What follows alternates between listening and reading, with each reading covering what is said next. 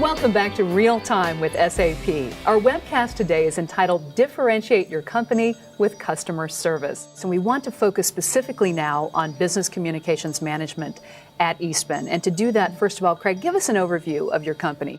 A lot of people confuse Eastman Chemical Company with Eastman Kodak Company. Let me introduce our first guest, who is Don Tapscott, Chief Executive of New Paradigm, an international think tank. We mentioned governance, risk management, and compliance. Familiar terms, I think, but maybe not defined often enough. Could you give us a basic definition of those three terms? Sure. Governance is really the set of laws and systems and processes. Once you get all that in place, putting reporting, dashboarding, analytics on top of it, still a challenging task, but that's 20% of the typical effort.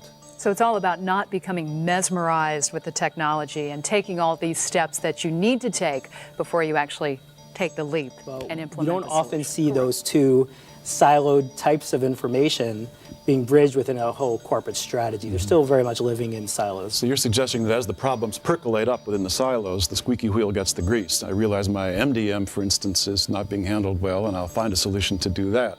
My transactional data is falling apart, and my sales department doesn't know what's happening in service. I'll fix that problem. But there's not an integrated top-down strategic approach. Exactly. It might be a little easier to visualize TPM as it relates to Wrigley, a pure kind of consumer packaged goods company.